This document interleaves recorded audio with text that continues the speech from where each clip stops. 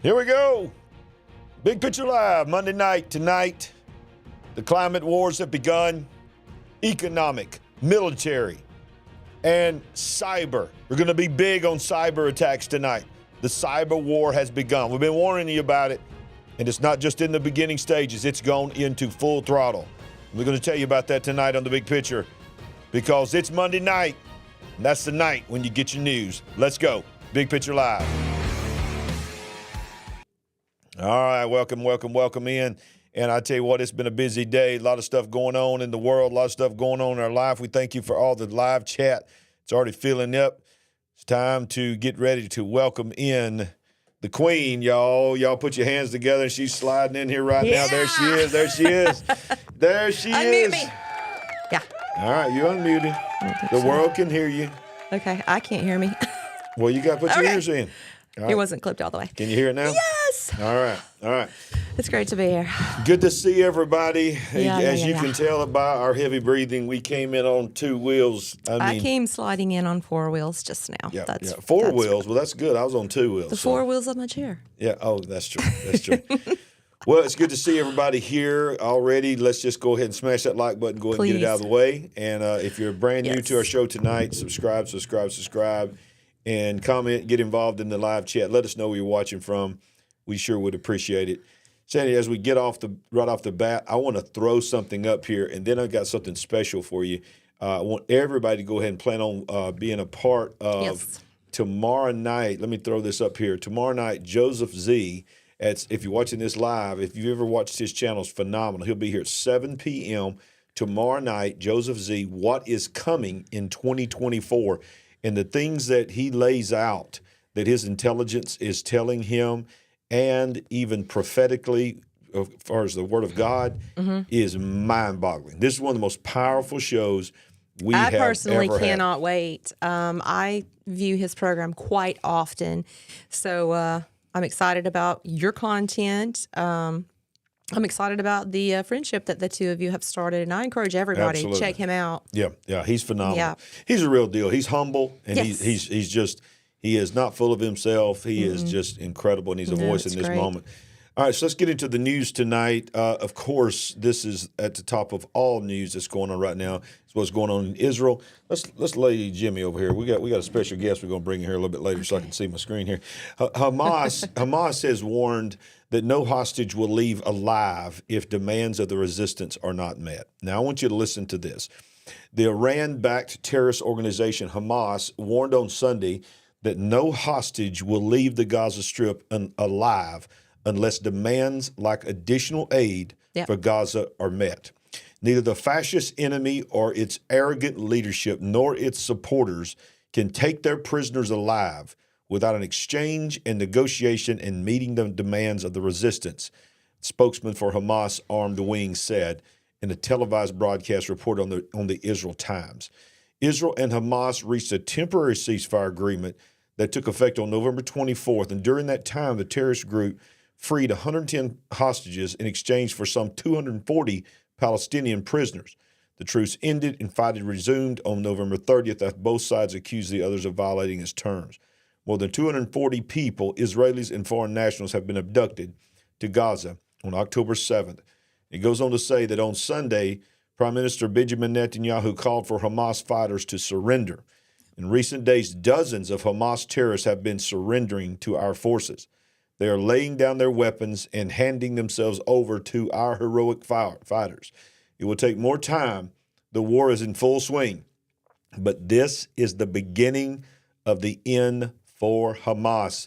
The Prime Minister added, I say to the Hamas terrorists, it is over. Don't die for Sinwar. That's their leader.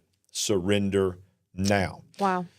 So, Sandy, Hamas is saying you're not going to get your hostages back. And in my personal opinion, I want to get your opinion on it. I don't want to have to say this, and I hope that I'm proven wrong, but I think most of them are probably not even alive. Well, we've touched on this in the past couple of weeks, but I'm curious, is this why things broke down last week and a half, Yeah. 2 weeks, when they were releasing hostages. Yeah. Then all of a sudden it was over. Yeah. Did the demands become too much for Benjamin Netanyahu to agree to? Well, they pretty much demanded an actual ceasefire, and so because their goal is they want to live to fight another day, and they've already made it clear that they will do another October 7th on a greater level. And to just today, the United Nations voted on having to force Israel into a ceasefire, and I couldn't believe it, but America vetoed it and stopped it. And exactly how does that work? We have permanent veto power. No, if they would seek to force them into ceasefire, how would that actually come about? I'm interested to know. I don't think they could actually enforce it. Words. I think it was words. Throwing words around. But Benjamin Netanyahu has said from the beginning it will be the end of Hamas. Yeah. So, yes, we'll see. We're 2 months and a few days into this. Yeah, I think it's 66 days. I think something like that, 68 days. Okay. But that's that is at the forefront of everything, because as Christians we know that we're to watch Israel, and I don't think that there's ever been a time in our life that Israel has been as volatile as it is right now, because it also Benjamin Netanyahu said today as well that we are finishing. We've taken care of northern Gaza. Now we're going to take care of southern Gaza. And then he said, but the war is not over. Then we will take care of Hezbollah. So he literally openly said today. That's a very big statement from him. Yeah. And he has his own internal problems. There are probably still those who would seek to get rid of him. Oh, yeah. So it is quite a mess. Yeah. Yeah, I agree with you, Miriam. You look gorgeous, Sandy, is what she said. So. Thank you. The Sandy fan club is in full force tonight. Yes, Tina Garcia, going red with Joseph Z. Only people that watch Joseph Z know what that means. Yeah, you guys so you better watch it tomorrow night. All right, so let's go to the next news item here, because let's don't forget about China and the war that they're getting ready to go to. U.S. calls on Beijing to stop dangerous conduct in the South China Sea. Let's zoom this in a little bit because I want my viewers to be able to see this. The United States called Sunday for Beijing to halt its dangerous and destabilizing actions in the disputed South China Sea after a Philippine boat and Chinese Coast Guard ship collided near a contested reef. Both countries traded blame over the incident earlier Sunday, the latest such confrontation in the contested sea. Now, this is what you got to get here. It goes on to say that these actions reflect not only reckless disregard for the safety and livelihoods of Filipinos, but also for international law. Long-standing tensions between Manila and Beijing over the sea have flared in recent months following multiple incidents involving Philippine and Chinese vessels. China now claims almost the entire South China Sea as their own, including waters and islands near the shores of its neighbors, and has ignored the International Tribunal ruling that its assertions has no legal basis. It deploys boats to patrol the busy waterway and has built artificial islands that has militarized. I was just about to ask that. Thank you for that super chat, Eddie Bush. Yes, thank you, Eddie. Okay, if anyone can look this up out there are man-made islands. I believe they are called the Spratly Islands, literally man-made by China, probably over the last 10 years, giving them a great strategic military position, which is probably why they built them, the very thing we're talking about in this article. So I'd love to know how many miles they are from the Philippines and all of that area to those man-made islands. And the article does say that they have militarized those artificial islands. Of course they've militarized the islands. Yeah. And then, we covered not long ago that talking about the South China Sea, they went ahead and extended their international water boundaries on the other side of Taiwan. Yes, they did. So that automatically Taiwan would be by default inside their international waters. Exactly. I'm telling you, China, y'all need to know China is the number one global enemy. Before we move on, let's just talk about how Thank you for that super sticker, Willow. My goodness. What Thank you, Willow. Thank you so much. how China, Xi has declared himself emperor. Yeah. They want their 5,000-year-old kingdom back, the dynasty, I should say. They're all over the world. They're colonizing parts of Africa. They are a big part of the original BRICS players. Say that. They're bringing back the Silk Road. Yep. Sure are. It's called One Belt, One Road Initiative, or One Road, I think it's One Belt, One Road Initiative. And they're playing for keeps here. This is the real deal. Think about how many years they've been buying up things around the world. And in our own country, I mean, there are cities that almost every skyrise a building there is owned by Chinese property. Thank you, Jazzy Cat, for that super sticker. Oh, man, y'all are blessing us big time tonight. Thank you so much. Very much. But, you know, one of the things that China is doing, Sandy, and this is really going to be a... Yes, it is, Anthony. Yes, it is. Yeah, Anthony asked us about, is the Wide Awake coffee good? Yes, it is. Very good. You should get some. And somebody needs... And we want to thank Marlon Goodwin again for that wonderful donation. Somebody needs to get us a sponsorship. Help us if you know somebody. But one of the premises of this show that I want us to really just take our time on tonight and to open up the eyes of our Big Picture family is... One of the things that China is doing, it's not just China, but China is on the forefront of it, is the cyber warfare that is happening. And so the premise of this show, we called it climate war, but it's really more than a climate of war as far as in the climate, the natural climate. There's just a climate of war. And we have military war, we have economic warfare happening, we have now we have cyber warfare happening, and then, of course, we have medical control warfare happening. They're all combining for this moment. Yes. One of the things, let me throw this up here, that we always remind you is to make sure that you go to rumble.com/Larry Ragland and follow us on Rumble, because one of the things that Sandy and I talk about all the time is that Rumble is a platform that is really one of the few that is pro-free speech. And you can't get on there and say, things that would cause somebody physical harm and calling for somebody to go harm somebody physically. But almost everything that comes under free speech you can do on Rumble. You can't necessarily do on YT and some other places. But I don't know if you knew this, Sandy, but today Rumble was hit by a cyber attack. Now watch this. Free speech platform Rumble was struck by a cyber attack today. Anyone, whether individual or organization that fights for free speech and denies the woke culture and their attacks against hate speech will invariably be hit by the globalist elite cabal. China, Russia, North Korea, Iran. I knew it. And even our own deep state. Some would argue the various bad guys are all in one and the same. Today, it's free speech video platform Rumble, and many of you go follow Locals, and their supporting project Locals have both been targeted. China is currently being blamed for the attack, but there are some who believe it is an attack by other elements who want free speech.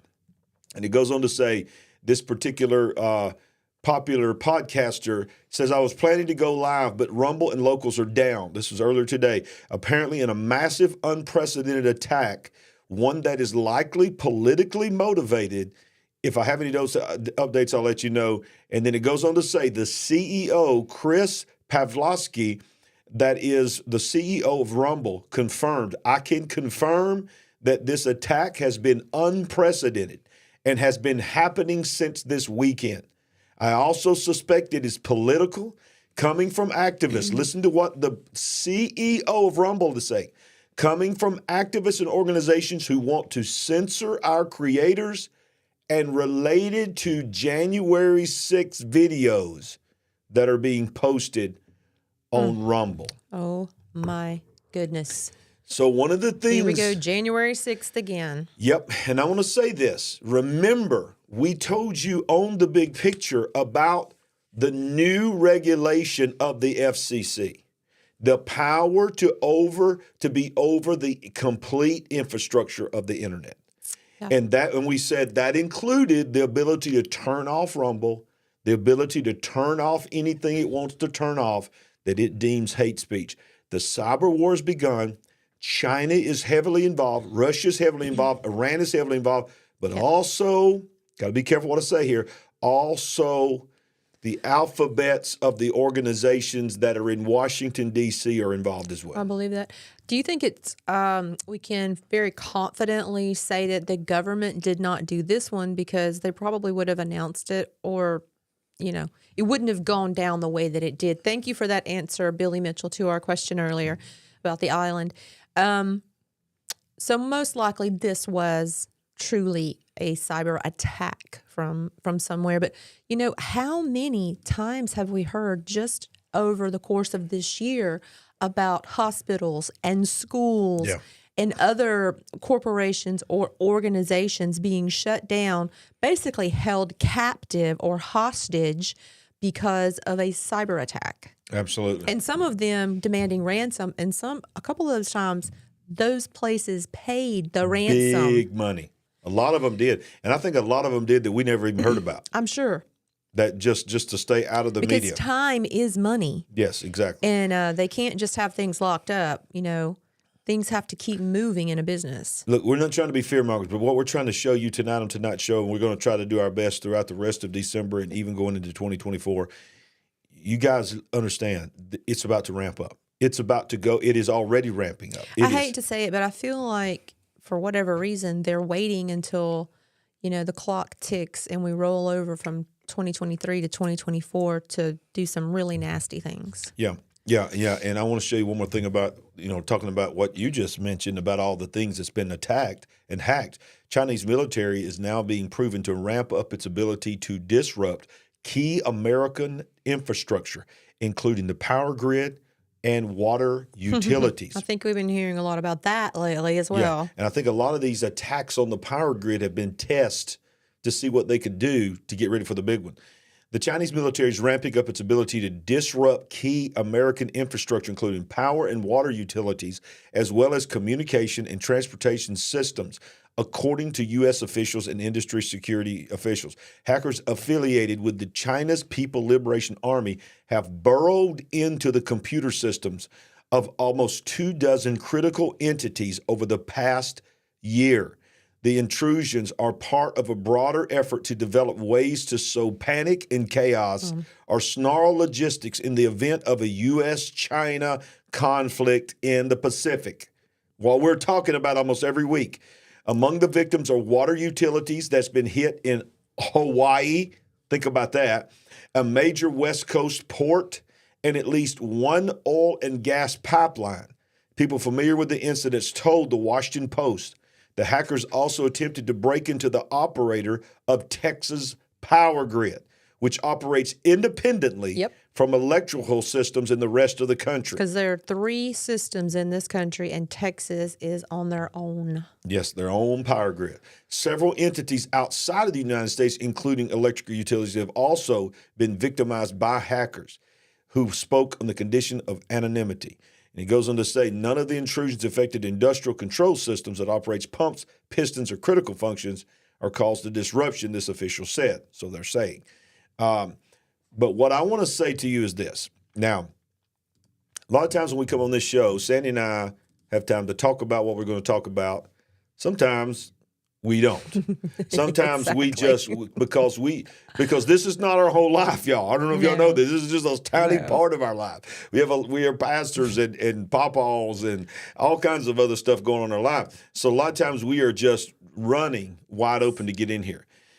And one of the things that she always loves when I do this live on the air that I did not, she loves it so much that I didn't talk to you about was we are hearing a lot about, and we talk about predictive programming on here a lot. Yes. You were the first one to really open my eyes to that.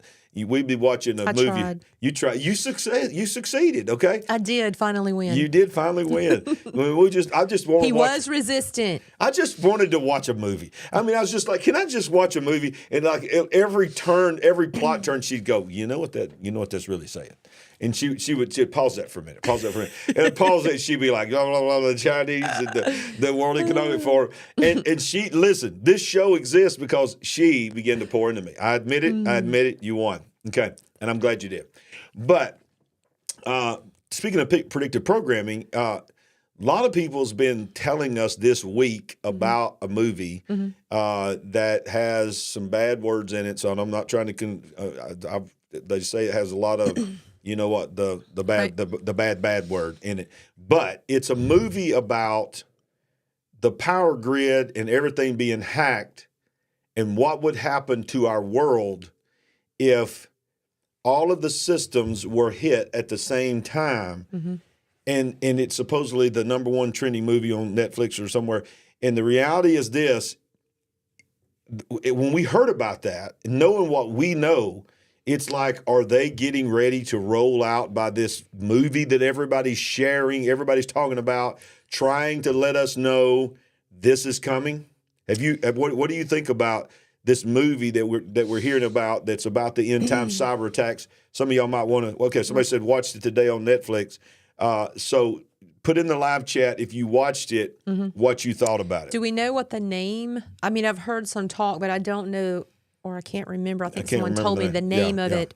Something about leave the world behind or something like that. Okay, so obviously the words that come to my mind would be predictive programming. Yes. Because so many of our movies, television shows, if you want to break it all the way down to comic books, games that kids play, they have predictive programming in them. Even, people have said for years and maybe even decades that The Simpsons have things embedded in their storylines. Am I saying that right? Yes, It is that series, The Simpsons. Simpsons are tapped into some kind of portal or something. I don't know. I don't know where they get their information. What is going on here? Yeah. Are we using... Okay. It's called Leave the World Behind. A couple people say Leave the World Behind. Okay. So now I'm giving you heads up warning. I've heard it's got a lot of F words in it. But you know what? They got a service out there. I think it's called VidAngel that you can get. And if you have Netflix, you can tie your Netflix to it, and it will blur out the cuss words. So just so you know. All right. So what I'm trying to say, Sandy, is and I think what you're saying as well is, because I used to ask you when you would tell me about predictive programming, I'd say, why would they tell me? Why would they tell me why wouldn't they just sneak attack me? Exactly. Why would they tell me? And say to our listeners what you always told me from what you learned about why they do that. So there is some kind of unwritten rule that they must announce what they're going to do before they do it. We're talking about the evil puppet masters of the world. We're talking about the Klaus Schwabs and the puppet masters and controllers.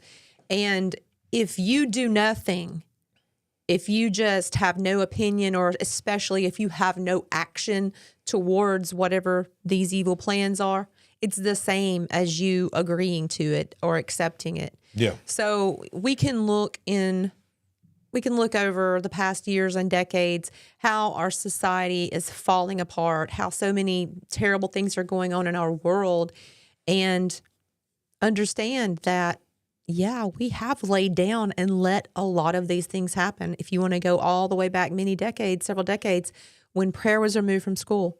Yeah, right. That didn't have to happen. Didn't have to happen. Mm-mm. And on and on and on. The church let that happen. Predictive programming is what it's called. And I'm not saying every television show, movie, and so forth, but I do think a lot of things are implanted into all of these things. Yeah. And even if you want to talk about how many movies have talked about UFOs, aliens, all of this, it's been put into these productions. Yeah, you're right. And we probably only recently, the majority of people have even begun to think, was that more than just entertainment? Yep, you're right. Was it predictive programming? Yep. Is this production predictive programming? Yep. I mean, how many times have we talked on this show just in a year's time about the power grid? Right. About water. They're saying satellites are taken out, the utilities are affected, communication is down, cell phones is down, GPS satellites are down. Listen, if that was to happen, it's the end. It's the end, though, as those saying, those songs, it's the end of the world as you know it. I mean, because everything is dependent on all of that. And they know that. And do you not know they already know how to do this? Sure. They're waiting on a moment to do this. That's why we're talking about this show is the combining of all these forces into one overwhelming global control attack. Yes. Yeah, I think these things have been schemed out, and a lot of times they're pinned on one country one cause or another, maybe it will be, if it happens, what they're saying, maybe it's a complete head fake, and it's going to come from somewhere else. Yeah. I don't know. Either way, too many times this has been said from our government down to, the guy that lives in the woods. They're talking about EMPs and some sort of power outage. Speaking of that, you can go down to the comment section below and you can get your EMP Shield, because we are now EMP Shield affiliates. You can get right there through it, and it helps our show a little bit. But we have that on our house. Yep. We have an EMP Shield on our house. We have them for our cars. And it's like, it's not that we're tinfoil hat wearing people scared to death that the sky's falling, Chicken Little. Although we do have one right over here. We do have a tinfoil hat. Yes, we do. But if something does happen, whether it's a solar event, an EMP weapon, don't you know that the evil forces are waiting to unleash? They don't make these weapons to never use them. They have a plan to use them. Okay, so people are saying, think about Hunger Games movies. All these movies were trying to tell us something. Yes, every one of them. I believe that. Every one of them. I believe that. But we can always rely on old Zelensky to bring us back to what really matters. Did y'all know that Zelensky that is going to be in Washington, D.C. tomorrow and this week, begging Biden and Republicans for more money? Man, come on. Yes. The American people are done with this. It's not that we're done with the Ukrainian people. We're done with Zelensky. Ukraine's Vladimir Zelensky will travel to Washington Tuesday to meet President Joe Biden and plead his case before Republicans balking at sending more money for his fight against Russia, and warnings aid will run out in weeks. In a flurry of diplomatic activity after the White House announced Zelensky's visit, an aide for Mike Johnson, the new House Speaker, said that the new Republican Speaker of the House of Representatives, who has been trying to tie the Ukraine in funding to U.S. border security, will also meet with the Ukrainian leader Tuesday, begging for more money. And the truth be known, they'll get money. They'll get more money. There's no doubt about it. They're going to get more money. But I wanted to throw that in there to remind you that is going on. That the Ukrainian war is hundreds of billions of dollars have been sent. You and I both know that it's over. But and I say this with respect to the people that have lost their lives, because it's been in the thousands. Tens of thousands, hundreds of thousands, depending on who you listen to. But a lot of it has been a distraction as well from what I think is really, really happening. And that's why I want to remind you one more time about tomorrow night. If you're watching this live, watch on the replay, look for this show, because we talk about this. Joseph Z and I talk about in depth about what is happening and going to happen in Ukraine, what is happening in Russia, and what is happening. In fact, Sandy, I think we just need to show a little clip here. Let's just do a little quick preview of our show. Great. This is going to be excellent. You're going to enjoy this. Listen to this little clip from tomorrow night's show. If you're watching this live, then you'll go back and watch the replay of this as well. So I want to ask your heart, Joseph, because you're on the cutting edge. I see you with your whiteboard giving us the breakdown all the time. Nobody does it like you do, brother. But so here's my question. All right, in the natural realm, and then we'll move to the church later. But right now, what do you see?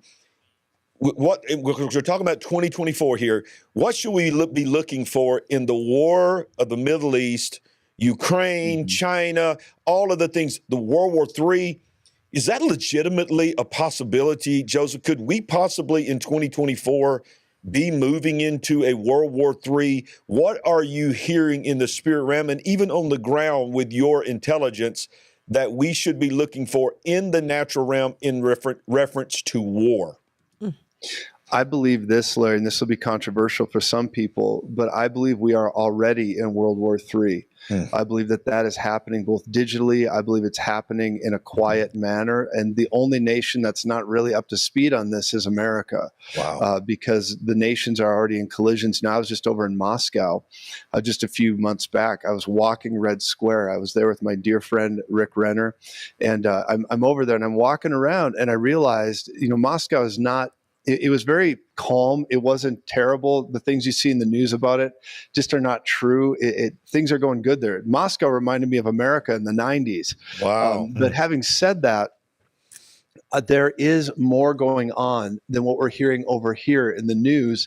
And when you talk about like the war with Ukraine and all that, Ukraine is not winning that war. No. They're not winning that war. Russia is dominating that war, and they're not going to lose that. And Ukraine's going to run out of juice pretty soon. And I'm so sad for the people that are involved in this. There's no like good guys here. The point is that it's a terrible conflict. And what's going on next is I believe there will be a push for Taiwan. I believe because of the inadequacy and the ineptness of our Manchurian candidate that I call our president is allowing these things to happen. And I believe that our leadership here, many of them are bought and paid for, and I believe that they will continue to marshal towards Taiwan. And more than it just being a political move or a national move for China, I believe what's going to happen with Taiwan is also going to be a mechanism that shows, hey, we have the power. We're going to begin to take this as a commerce move also. We're going to just begin to dominate on a world scale. I believe how BRICS is rising up and more nations are joining on board with that. That is World War III. These type of things that they're doing, economic warfare, cyber warfare, all of it. This is just the natural point of view. And I've got a lot of supernatural things on it. But this is what I see coming. I believe that if the Lord continues to give us favor into 2024, that we can hold some of this off longer, but America is seriously in trouble. And I don't say this to scare us. We say it to prepare us, because I have great hope in my heart too, Larry. In no way am I thinking this is the end of the world, but it's a serious time. And I'm in this setting, and I began to hear that war, and I heard those words as well, but I saw prophetically, I saw the words, the roar and the war. And when Alan said the war, it just exploded inside me that I recognized there's going to be a dualism that happens of light and darkness. And then I have another word that the Lord spoke to me just last week very clearly. And I only speak it when I hear things clearly. But he said, or the Spirit of the Lord said, the roar, the war. And then I heard these words, Larry, the more is coming. Wow. Wow.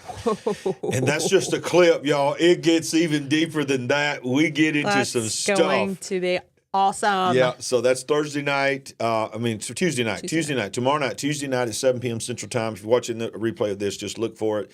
What is coming in 2024 with Joseph Z. Let's get back into the news, Sandy. Did that get you excited? It did. Because you have not seen the program yourself. No, I have not. It is going to be great. One of the best ones we've ever had. Yeah, well, these folks are pretty upset about Zelensky and the money train. Yeah. And I also saw, I didn't know this officially. I'd heard this, but many of them are confirming that the Obamas produced that movie. Right, I did hear that. Their first production. I think that's their first production. But either way, they did produce this movie, is what I heard. Interesting. No comment. Let's go to the next news items here.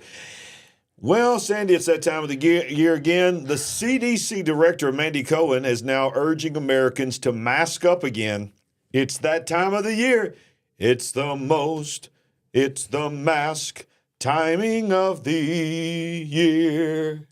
That was horrible. That was horrible. I mean, that was worse than usual. Wait a minute. Let's try that again. It's worse than your usual stuff. It's the most masking time. It's the most masking time. It's the most masking time of the year. Okay. Did that lighten the load for you? Well, I made it through it. That's all I'm going to say. It's that time year again, when we seeing a lot of respiratory illnesses like flu, RSV, COVID. Oh, you're talking about the triple-demic? The triple-demic. And pneumonia. So we call it the quademic. I just invented that word. The quademic. Hey, I love that. Somebody's going to say that, but I want everybody to know you heard it here first. You heard it here first. Along with alpha and omegism. And cough talk. Cough talk. Don't forget cough talk. Cough talk. Cough talk. America's leading public health official is recommending Americans to wear a mask this flu season to stop the spread of illnesses such as COVID, the flu, and RSV. The director of the Centers for Disease Control and Prevention said the video posted to her social media accounts that Americans could take precautions to protect themselves against respiratory illnesses heading into the holidays. To protect yourself and your family this holiday season, take the steps that we do every year. Look at that. You hear the wording, how it's now. Take the steps that we do every year to protect ourselves. These are the steps that we do every year. Get your updated COVID and flu vaccines and your RSV vaccine if you're over 60. It's not too late to get vaccinated if you hadn't already. And additional layers of protection like avoiding people who are sick, washing your hands, improving ventilation, and wearing a mask. I'm not even going to play a video. Please don't. But please don't give any validity to this. So, yep, it's that time of the year. All right. So I don't know if you have an article to go along with this, what we were talking about earlier before the show started. You said there was something that happened today to give credence to the mandates. Oh, yes. I was on the brain for you. Just today, I don't know if you heard this, but it broke today that the Supreme Court overturned every lower court stay against the Biden administration's vaccine mandates to the pilots, to the federal workers. All of that got eventually stopped because lower courts deemed it as unconstitutional. Well, today, think of the timing of this. Today, the Supreme Court overturned every one of those blocks. So now it reinstated the ability for the government to cause mandates to anything they want to. And I'm telling you, that would have been precedent. If they would have confirmed it, then it would have shut it down. But the government's not going to let that be shut down. They're not going to let their ability to control and issue mandates be shut down. Yep. And today, the Supreme Court agreed with them. Yep, exactly. Well, look, let's continue this and show you one more thing on this. This is from the UK. A lot of people are not even hearing about this because we're just getting hit by all kinds of things. But Brits are told to elbow bump family members this Christmas as 100-day cough. That's what they're calling it. That can crack ribs and cause seizures begins to run rife. Brits are being urged to social distance themselves at Christmas by elbow bumping relatives instead of hugging them. A leading virologist gave the advice after new government data suggested cases of whooping cough have risen by 250% compared to last year. What? Yes, 250%. And it shows the breakdown of all of the different regions of the UK. It's extremely high. It's extremely high. This is more than double the 450 for the same period in 22 and 454 for the period in 2021, about a 250% increase. People should ensure they are vaccinated and consider using masks to help prevent the spread of whooping cough. I mean, those masks are amazing. I mean, my goodness, they're amazing. Who knew all this time? Every single sickness that humanity has ever faced, all we need to do is wear a mask. And stay 6 feet apart. Wow. It's incredible. We're not giving medical advice. No. YouTube, did you hear me? Algorithm. No medical advice. Never. Cough talk. Well, whooping cough. I mean, when's the last time you heard people talk about whooping cough? I mean, it's just like all these things are coming back. Coming back with a vengeance. I had seen one other article about this cough that was cracking ribs, but that's crazy, right? Yeah. I mean... And think about the wording that they use. A cough that can crack the ribs. And then they take walking pneumonia and call it white lung. I mean, do y'all see what's happening here? It's not that they want to say, we're battling another outbreak of pneumonia or whooping cough. No, we say a 100-day cough that can break your lung, your rib cage. And make you have seizures. And I will note something else. It's like they... did a test balloon with white lung syndrome, and I don't know, I guess it didn't take off because I haven't heard it again. So have you heard anything else about white lung syndrome? Nope. It's just like it got in the news for a week. What? I'm not saying it ain't still out there. I know it is because walking pneumonia has always been around. Right. But it was like, let's throw this word out this week. Let's throw out whooping cough next week. I don't know. I mean, are you feeling that too? It's just like every week, let's just try a new balloon. Well, yeah, that's what I'm getting at. It's like, they thought that was going to be a huge thing, and I haven't heard another thing about it. since we talked about it last week. Wow. So. Wow. Well, some people are saying, I will not comply, and I get what you're saying and all this. Well, how about this? Let me tell you what, they're coming after the ones that will not comply because it's breaking this week. Scientists have now created needleless vaccine delivery systems via ultrasound.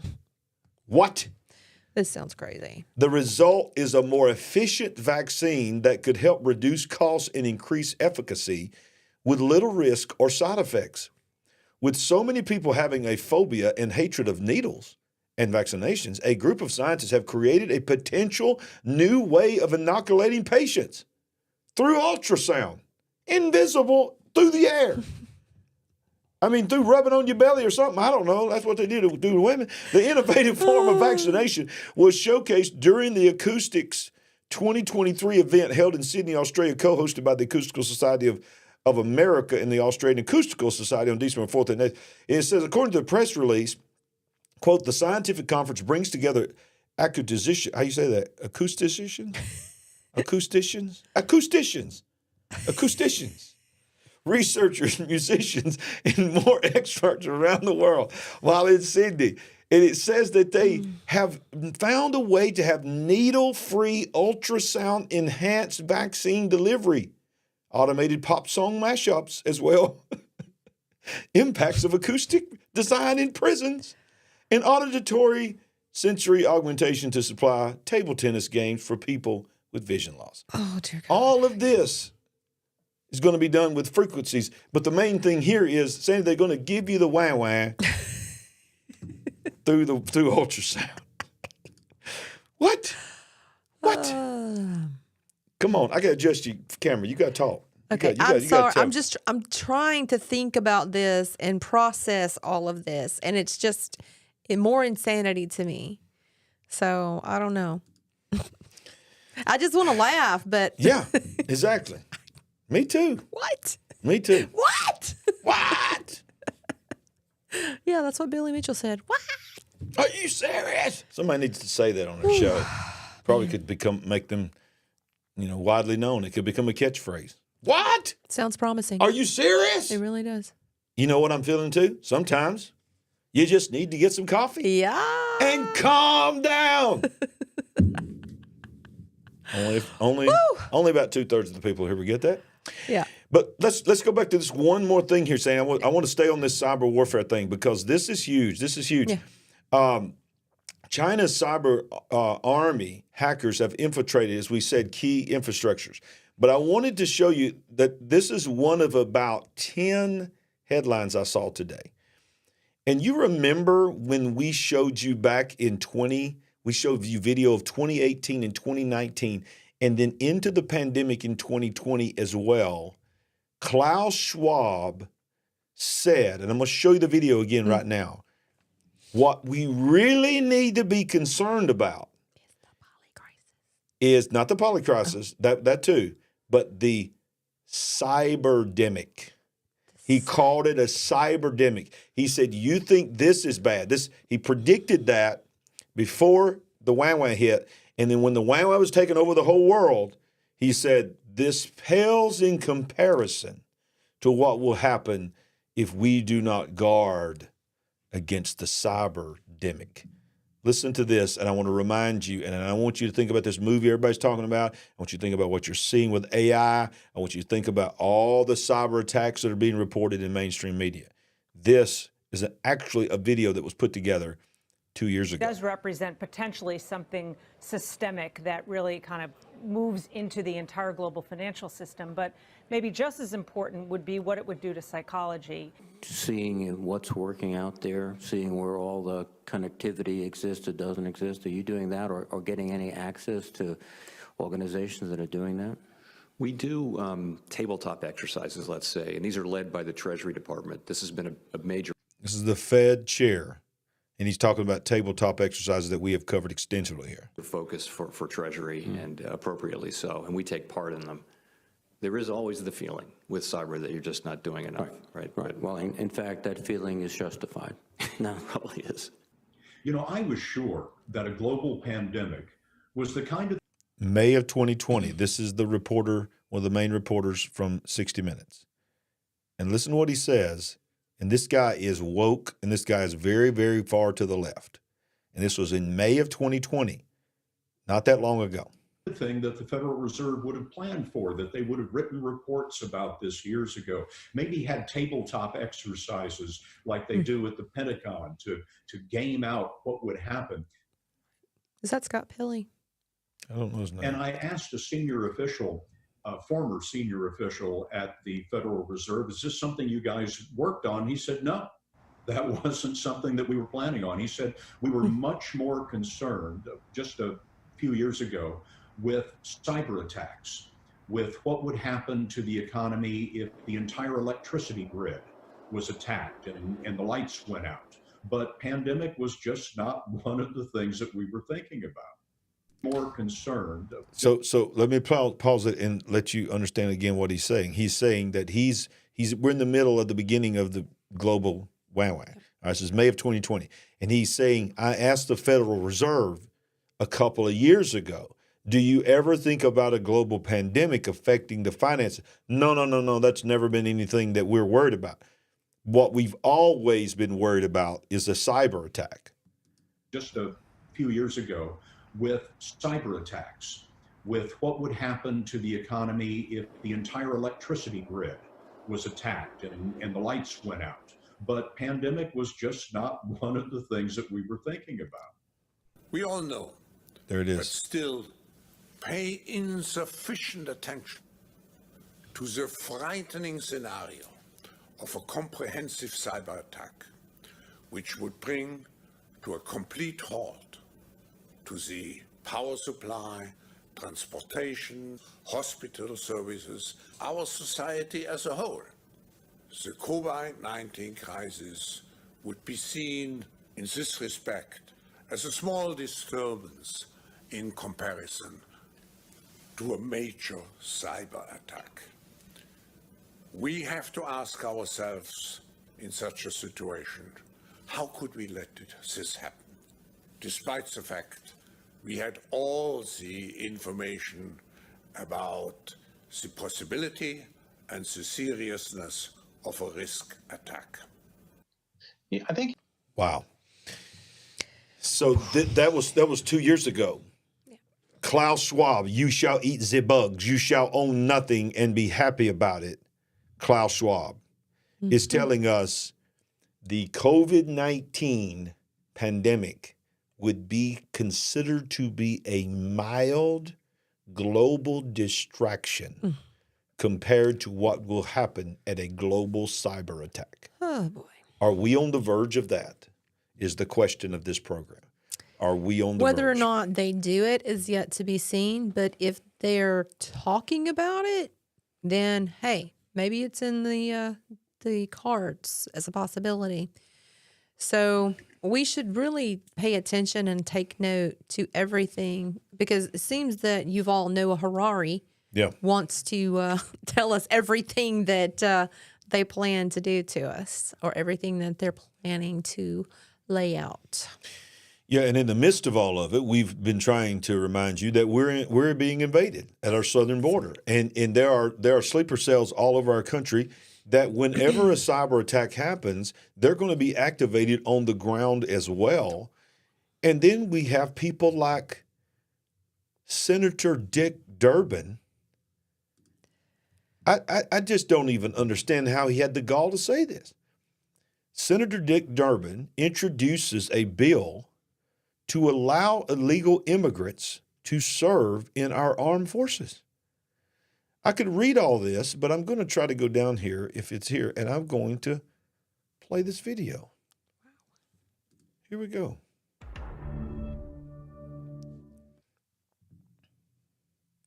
Listen closely. What troubles me about the debate now about the southern border is it is one half of the immigration equation. Yes, we need order at the border. Yes, we need to have changes in the laws that reflect the reality of the overwhelming numbers from all over the world who are coming to our shores and our border. But at least he admitted from all over the world are coming to our southern border. He just said that. He just admitted that. Not poor immigrants from Mexico. That we are having immigrants from every nation all over the world coming to our southern border is what Senator Dick Durbin, a absolute supporter of open border, just said. There's also an incredible demand for legal immigration into this country even now. The presiding officer, my colleague from the state of Illinois, has legislation which addresses one aspect of that. Her bill, and I hope I describe it accurately, says that if you're an undocumented person in this country and you can pass the physical and the required test, background test, the like, you can serve in our military, and if you do it honorably, we will make you citizens of the United States. Do we need that? Do you know what the recruiting numbers are at the Army and the Navy and the Air Force? They can't reach their quotas each month. They can't find enough people to join our military forces. And there are those who are undocumented who want the chance to serve and risk their lives for this country. Should we give them the chance? I think we should. No. No. Mm-mm. Mm-mm. No. No. No. No. No. No! Oh, boy. All right, so let me ask you this. We've seen the video time and time again of the faces of the military-age men lining up to come across that can't speak our language. Nope. Many of them are coming from countries that are absolute sworn enemies of America. Now you're going to put them in our military as a way to make them become a citizen. Yeah. Do you not think that there are some of them that would quickly be activated? Put a weapon in their hand, give them access to places and things that we wouldn't want our enemies having access to. What in the world? Yeah, what in the world? What in the world are we coming to? What has happened to any kind of common sense? Oh, you know what I found out just over this past weekend? What? That there are certain corporations that in their DEI training, diversity, equity, and inclusion training, they're now being told you say common sense. You can't say that anymore. Yes, I'm not going to say the name, and he's watching right now, a major corporation that is global, that everyone would know the name of this company absolutely just like this. Yes. Every country you go to, this country's there. I mean, this company's there, and you could probably figure out what it is. People love this brand and so forth. In their DEI training, somebody said, well, you would think that would be common sense. And the DEI administrator said, whoa, time out. Can't do that. We don't say common sense anymore. We don't say that to our employees and to our vendors. That's common sense because your common sense may not be someone else's common sense. Yep. What in the world what has happened to us as a people? Well, it goes right along with don't try to stop anyone from shoplifting. Exactly. You can't do that. You can't. Listen, a major pharmacy organization, a major pharmacy chain that we know one of their top employees told us that in their DEI training, you can't go up to a shoplifter and say these words. This is exactly what they said to me. You can't say, are you going to pay for that? Mm-mm. You can't stop them. You can take pictures of them. You can look at them. You cannot try to stop them from shoplifting. In this major pharmacy chain. What is this going to be? Are we going to become those movies? Those dystopian societies where there's no rule of law? Well, the solution to that problem is already happening where stores are leaving areas, parts of cities, or, if it's a smaller city, they're just leaving altogether. Of course they're going to do that. Yeah, absolutely. They're not going to stay in business with constant shoplifting, with these flash mobs that come in and, groups of people just clear the shelves or take as many things as they can. Who's going to do that? San Francisco, parts of San Francisco, there are hardly any retailers in. Yeah. Because they're not sticking around for that. Yeah, and let me ask you this question. When they cleaned up the homeless for President Xi, where did they go? Exactly. What happened to the homeless? Where did they take them? No one has any video of them being taken anywhere. But they're still not seeing a lot of them, or if not all of them, back. Right. What happened to them? So there are a lot of questions. What happened to What happened to the children in Maui? What happened to the homeless in San Francisco? What is really going on in this world? There seems to be a two-tiered system of law here. Exactly. You know, the World Economic Forum seems to continually always be coming up. And here's another one in the image. Speaking at the World Economic Forum, the International Monetary Fund chief calls for the public to be imprisoned for using unauthorized energy. What? Yeah, listen to this. I'm playing quite a few videos tonight, but a lot of this, if you didn't see it and hear it, you wouldn't believe it. We need to hear them in their own words. In their own words. I think it's a lot more powerful than you and I talking about what they supposedly said and their quotes and so forth. I agree. This was at the recent COP28, which is the all about global warming and climate change. So listen to what the IMF director said. We are a huge proponent of carbon price.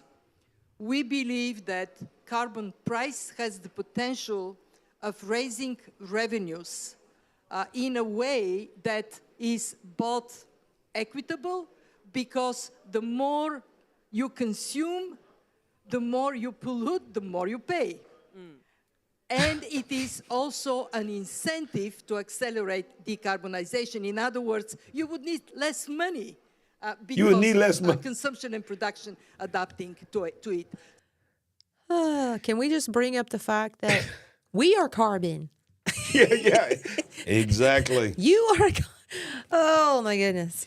All right, so that was WEF&Es. That's a new word I just made as well. We're making words up again? WEF&Es. The WEF&Es. Yeah, so that's the language. Someone start a list, please. We don't want to let anything slip away. We want to retain all of this. So she's speaking in WEF&Es. Mm-hmm. Okay. And we do need a list. We really do. Yeah. Because I forget my own words that I made up. Yes, you do. But what she's saying at this climate conference is that here's the solution. We need more money to do what we need to do to fight climate change. So the way we're going to raise money is just charge people a carbon tax. And then we make that money. And here's the thing. The more you pollute, the more you pay. So the rich people that's got the money, they can keep polluting, and we'll just keep making money. And we'll just keep funding our climate thing. And then she says something, the quiet thing out loud. It's also a way for most common people to stop using carbon, because you realize real quickly, I don't need as much money if I'm not using carbon, because I'm not paying carbon taxes, so I can operate with less money. The rich can keep getting richer and paying their taxes, their carbon taxes, and the poor can be happy that they're poor, because they don't have to pay a carbon tax because they don't have a car. And you will eat the bugs, and you will own nothing and be happy. Right? That was good, baby. In your 15-minute city. In your 15-minute city. You eat the bugs. You drive the electric car. Well, I guess we can go home. We've got all this figured out. Good show tonight. Thanks, everyone. Nope. He's back. Oh, my goodness. You mean the creator of the internet? The creator of the internet. And guess what? If you watch one of Sandy and I's shows that we watch about space, because we like space, that show For All Mankind, he's the president. He actually becomes the president. And Sandy, for those that watch it, it's an alternate reality show about what would have happened if Russia would have went to the moon before us and all this. And it just sort of follows history but changes it and says, well, what if this guy wasn't president, this guy was president? But it does use some history in there. Right. So where it's at right now is Al Gore's the president, and Sandy and I looked at each other and go, well, there's something to the fact that they are promoting Al Gore again. It's like he's back, and they got his voice, he's speaking presidential and all this, and then all of a sudden, He becomes the president. He's been the president on this show for a few weeks. Now Al Gore is all over the news. Was that coincidence? Maybe it was some kind of predictive programming. Ding, ding, ding, ding, ding, ding, ding, ding. But let me tell you what Al Gore has said, because we all want to know what Al Gore has said. Al Gore is now on the record confessing that he wants only his messaging allowed. He claims that allowing people to have access to information that is in conflict with the mainstream ideology is a threat to democracy. He said social media, which carries the very opposition messages, have disrupted the balances that used to exist that made representative democracy work much better. Let's listen to the words of good old Al Gore, who's not the president unless you watch the TV show. He's the president. But you know what? He's being put back on in front of your face everywhere for a reason. Exactly. To one based on broadcasting and then moving on internet and to social media has disrupted the balances that used to exist that made representative democracy work much better. Because a free self-governing people rely on a shared base of knowledge that serves as a basis for reasoning together collectively. But if you have social media that is dominated by algorithms that pull people down these rabbit holes that are a bit like pitcher plants, these algorithms, they are the digital equivalent of AR-15s. They ought to be banned. They really ought to be banned. What? It's an abuse of the public forum. But when people are pulled down these rabbit holes, you know what's at the bottom of the rabbit hole? That's where the echo chamber is. And if you spend too much time in the echo chamber, what's weaponized is another form of AI, not artificial intelligence, artificial insanity. I'm serious. I'm serious. Okay, I'm about to get upset right here. Do we not have an amendment for free speech? Thank you. Thank you. This man is dangerous in a way that Bill Gates is dangerous and others like him are dangerous. Of course, that's what they want. Exactly. Exactly. Go ahead, baby. Just go ahead and get mad. Because here's the thing that's so stupid that we buy into. We're so stupid. The public, the mainstream public buys this. Everything he just said that he's against is what his side does. Exactly. They are the echo chamber. He tried to say algorithms are like an AR-15. By the way, AR-15s shouldn't be banned. You don't even know what an AR-15 is. You automatically saying it should be banned. Yep. It doesn't mean automatic rifle. But what I'm saying is, forget that debate. I'm sorry, but I need to get some coffee. Get you some coffee. Down. But here's the thing. The same people that are saying that the algorithm is on the same level as do you understand what Al Gore? By the way, Al Gore, you shouldn't have invented the internet if you didn't like what it was going to do. It's your fault. But what's so funny on that show, Sandy? He also takes credit for finding. Remember that, for finding this asteroid. Oh yes, he did. It was hilarious. Hilarious. He gets on his president. That's when I looked at you and said, "Yeah, just like he created the internet." Yeah, take credit for the internet. It was supposed to have been this worldwide. Spoiler alert if you hadn't watched it. This worldwide finding of this asteroid, and they were all getting ready to have the press conference. And Al Gore gets up in front of everybody and says, "Today I have discovered the greatest thing in space that anyone has ever discovered." We just started dying laughing that they had put that in there. But he wants to ban the algorithm. What that really means is he wants to ban opposition and ban you from being able to get stuff like this. They want the power to decide who is relevant or who is too much of a troublemaker or an influencer and shut them down. Exactly. And let's just take a deep dive into this predictive programming thing that we're talking about. Come on. In order for him to be in this production that we watch for all mankind, who knows how long ago this was filmed? Yeah.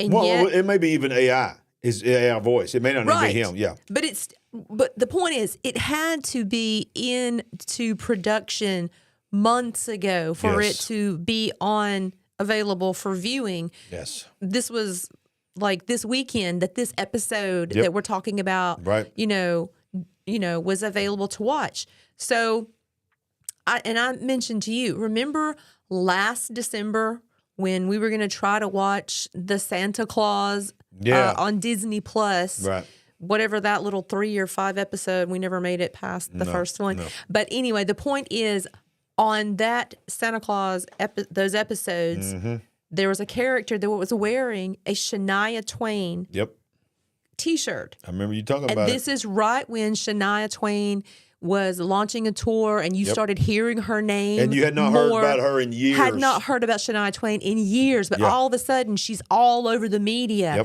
She's on one of the award shows. She's, I think, having a comeback tour or whatever. And so I look at you and say, that's very interesting. Why would they have put a Shania Twain T-shirt on a character in this Christmas miniseries that had to have been filmed months and months ago, but somehow it coincides with this relaunch of Shania Twain, just like this episode with Al Gore in it coincides with him coming back into the media? Yep. This is very sinister because this isn't just a coincidence. This was thought about and planned weeks, months ago. Yeah. Things that make you go, Yeah. Exactly. Ding, ding, ding, ding. There it is. There it is. She pulled it out. It took Al Gore to bring it out. The tinfoil hat came out, y'all. I'm sorry, but y'all, come on. That story just got me riled up a little bit. Well, if you ain't riled up yet, you're really going to be riled up about this.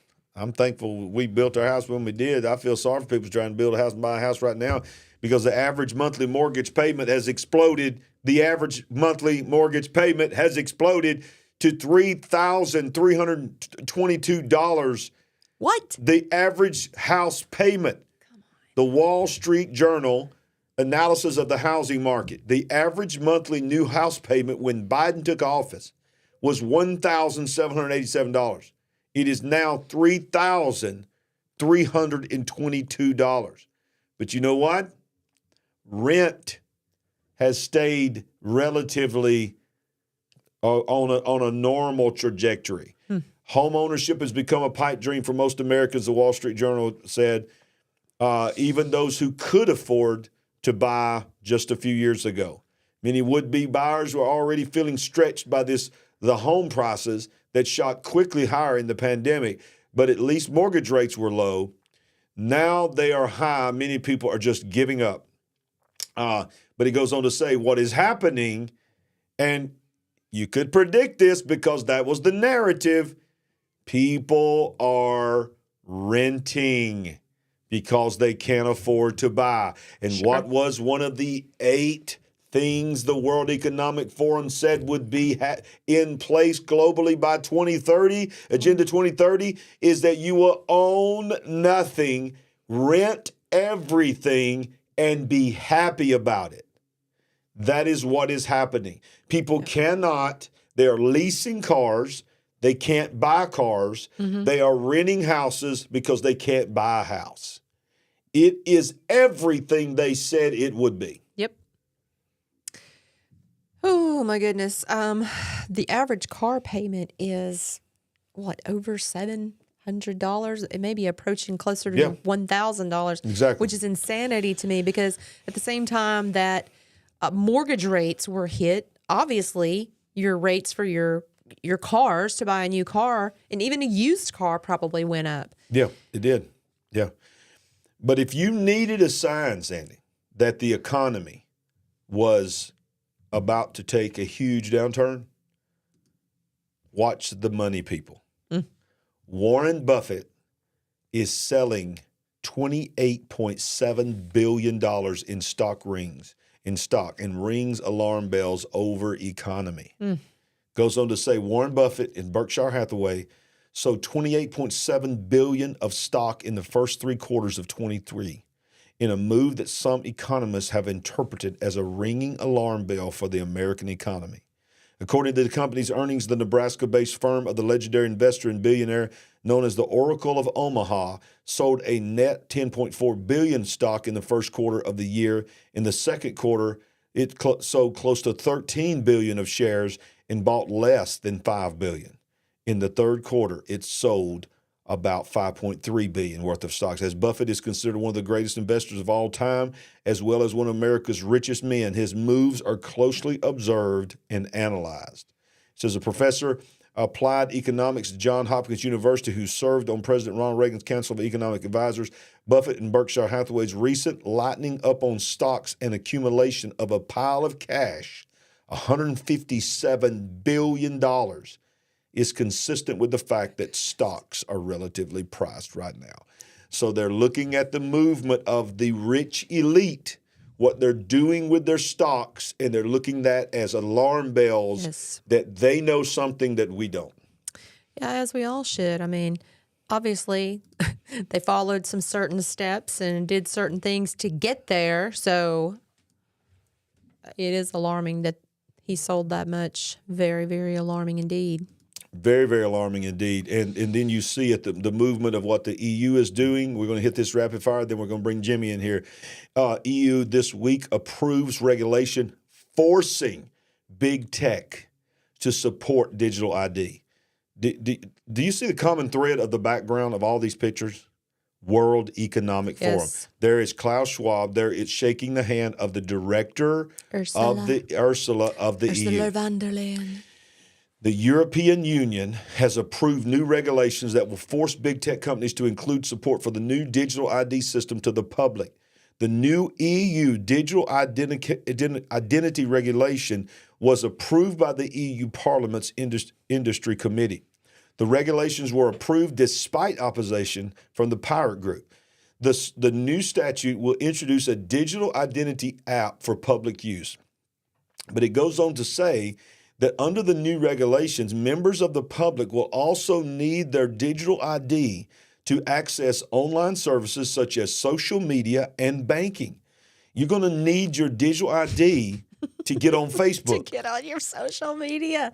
Wow. Companies, both private and public, will be forced to comply with the new regulations, meaning Facebook, Instagram, YouTube, all of these will be forced in the EU to require login credentials from your digital ID. Yep. So they can track and record if they didn't already have enough capabilities to do that. Certainly they will. Big tech giants such as Google, Facebook, Meta, and Twitter X will be required by law to support digital ID and other online transactions. So one of the things, that's in the EU, but the thing about the infrastructure thing with the FCC in America, when you read the fine print of the new regulation that went into effect, gave the FCC rights to the databases of all memberships, credit card processing, membership tiers, who paid, who didn't pay, what their login credentials were, everything they have a right to. And if they find that your media group, your media app has somebody that's a member that is in an opposition that they don't agree with, they can force you to either get rid of them or shut you down. I'm telling you, the global fist tightening is happening right before our eyes. Yes, we talk about that a lot, but it's true. Every week there's a new facet to these things that we talk about. The control tightening. Yeah. The walls closing in. Yeah. It is. There you go. It is. Well, I think it's time. Jimmy! Uncle Jimmy is in the house. Come on. It's the Supernatural AI Update. Now, Sandy. Yes. This week was our Christmas celebration at our church. Yes. And a lot of people in our church watch our show, and they know about Uncle Jimmy. Yes. They know about, But they don't know Uncle Jimmy's cousin. They don't know Uncle Jimmy's cousin. And we were gifted. Now, before we introduce Uncle Jimmy's cousin, do you know his name? I don't know his name. He's a little shy. He's yet to tell us his name, but I think he will in the future. The problem is that Jimmy's cousin. He is a little green man. He is a little green man. He's a little green. He's a little green man. And he's not a man. He's not a man. He's not a man. Because we don't believe aliens are real. He's actually a lot aliens green. Aliens are demons, okay? But here's the thing.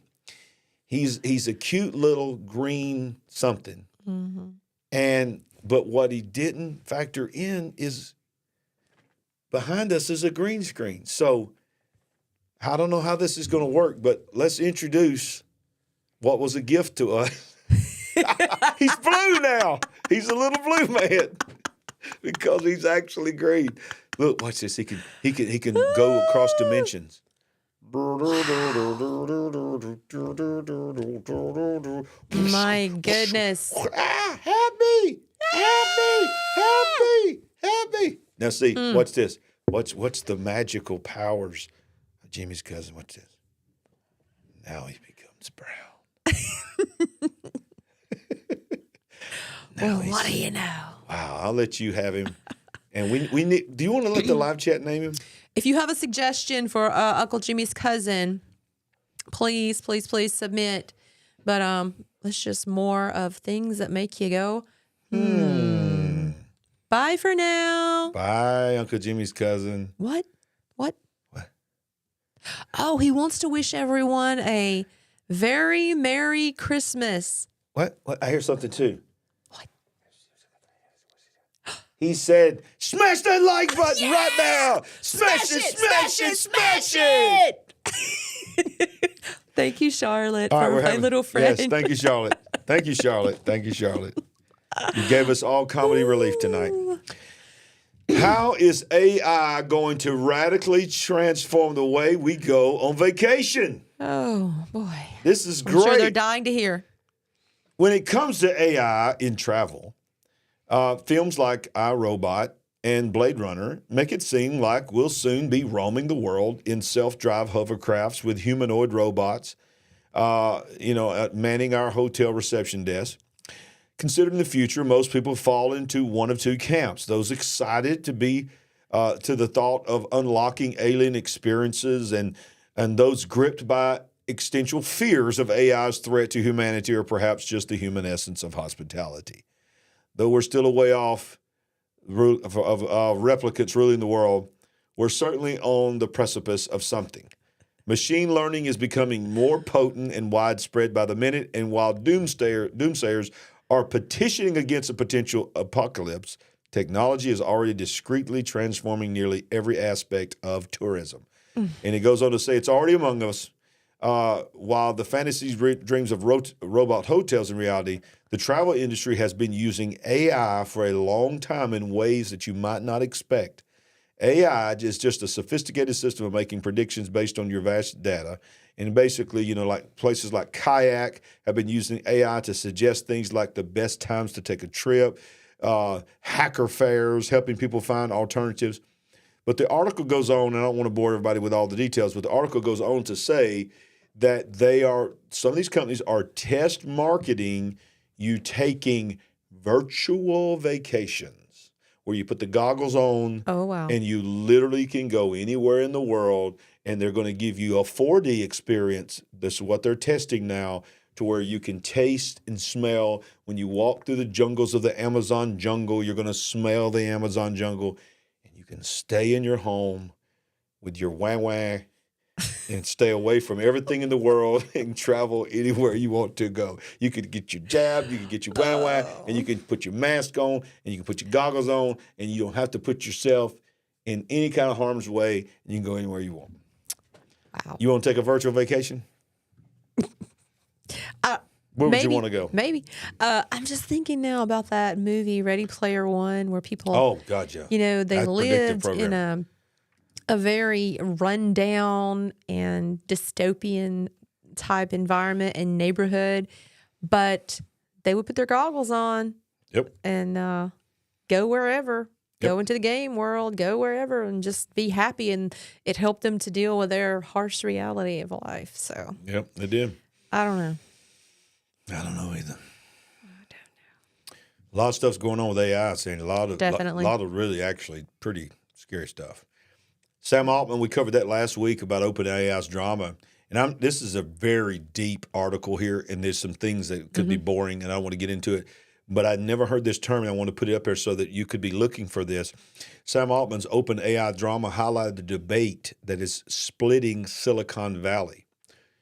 Are you on one of two sides? Are you an E/ACC, EAC, or a D-cell? So what is happening is it is causing a division within the artificial intelligence community, and you have to come down on one of the two camps, an EAC or a D-cell. Let's look at what that means. Sam Altman's brief ousting of OpenAI CEO didn't just thrust the company further into global spotlight amid reported personality clashes. It also highlighted a bigger ethical debate in Silicon Valley. How fast companies should move when pushing out AI technology. While Altman had spoken about the dangers of potentially scary AI and the critical need to regulate it, he's been a chief poster child for rapid innovation. But others in the company have preferred to tread more carefully. He goes on to say, so what is EAC or E/ACC? Those who want to amp up AI progress identify as effective accelerationists. An EAC is someone who is in the camp of the effective accelerationists, EACs. If you come across the label on social media, you'll know what that means. They believe that the forces of technology, innovation, and capitalism should be harnessed to drive rapid social change. It goes on to say, what is a D-cell? D-cell, a term that broadly used critically represents the other side of the debate and have crossover with a full known as effective altruism or EA. EA is a social movement that looks at how resources should be allocated towards helping as many as possible, such as saving humanity in the face of existential risk. Yeah, hey, what about that? Yeah, like what about that? Yeah, what about that? Like AI apocalypse. It's claimed a swath of famous and infamous adherents from Elon Musk to Peter Thiel, as well as Sam Bankman-Fried. EA adherents have come to dominate the world of AI safety research, with two of the OpenAI board members who played a hand in Altman's ousting, Helen Toner and Tasha McCauley, identified with this movement. And he goes on to say that they are the ones that are trying to decelerate it. Right. So you have two camps, the EACs and the D-cells. I mean, that literally sounds like, when I hear EAC, you know what I think of? Schlichstack. I don't know why. Land of the Lost. Land of the Lost. Schlichtstacks. But you got the EACs and you got the D-cells. And so you've got those that are saying we don't need to slow this down at all. And we got the ones that are saying we need to really be careful. Yep. I got a feeling the EACs are going to win. I think eventually they're going to win out because they're the ones that do the cool things that the world likes, the cool things, and that's the ones that get the money. And if it could just be the cool things, but what are we racing towards? Right. They are running full speed towards something. Exactly. And I don't think it's anything that's really that good. Yeah. So I'm in the D-cell camp. I'm in the D-cell camp as well.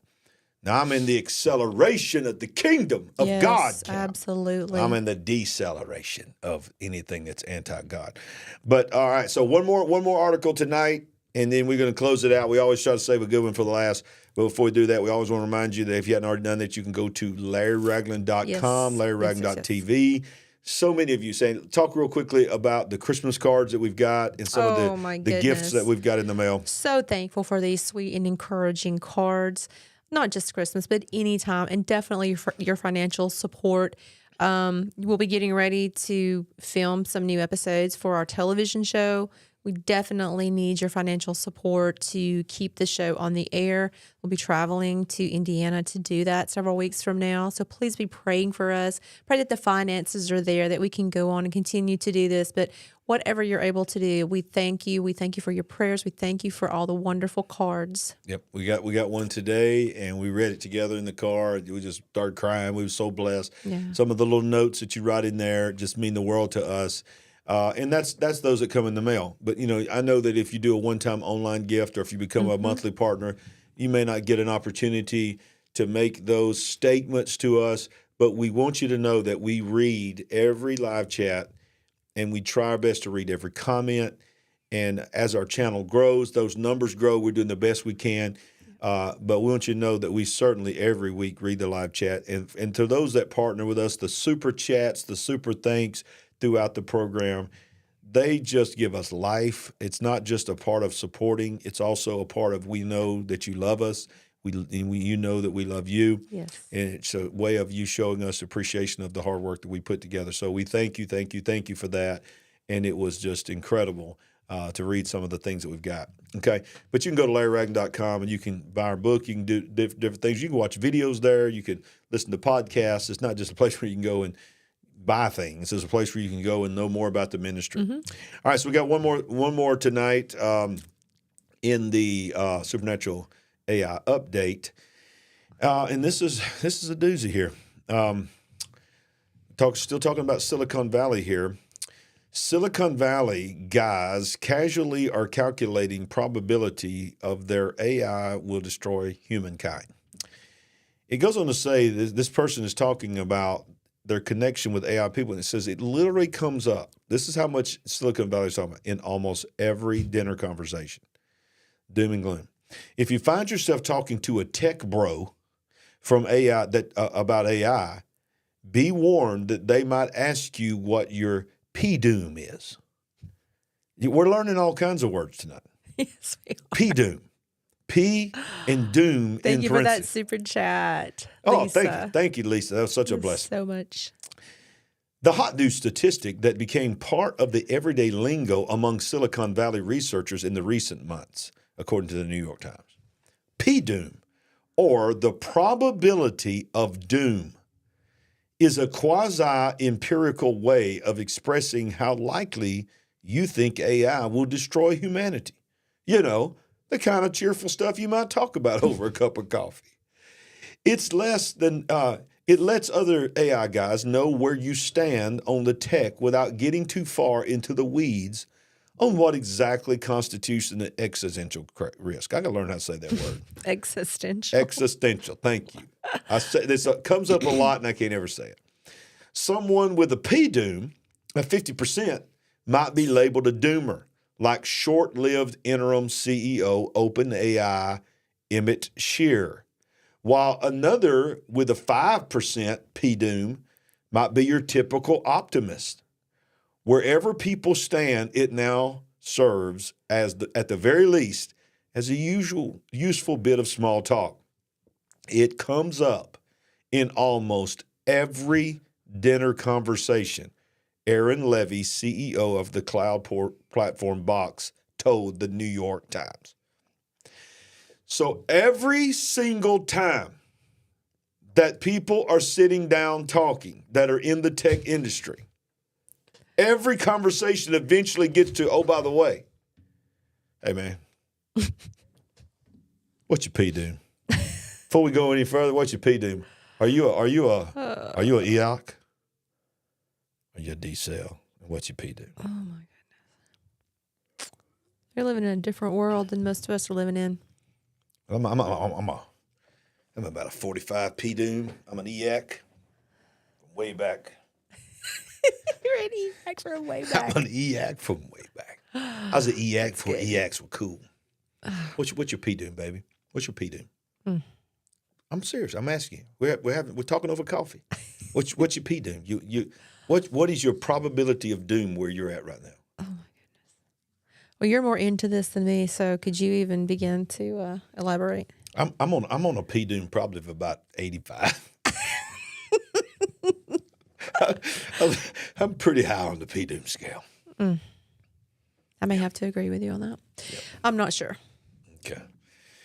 Well, you know what I am sure of?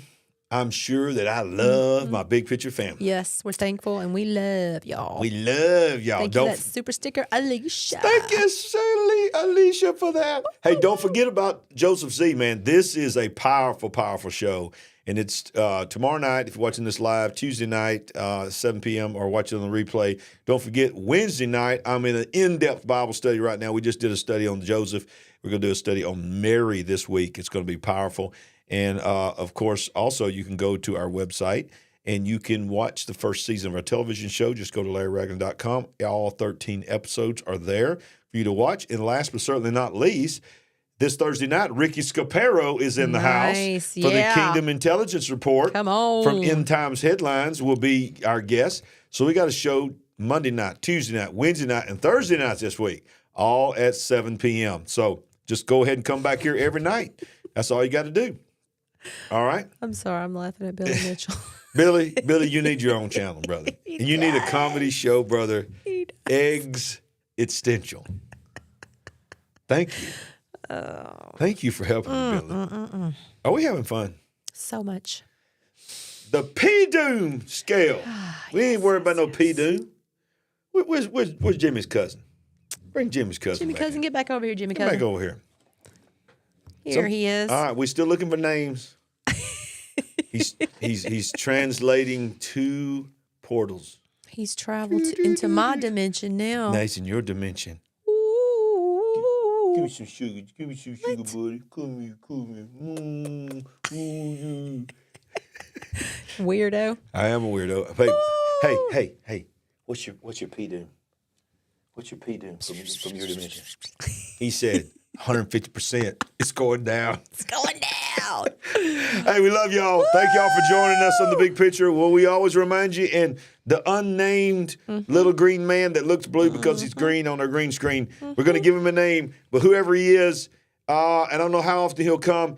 He's got one more thing to say. We ain't woke, but we are certainly awake. Bye.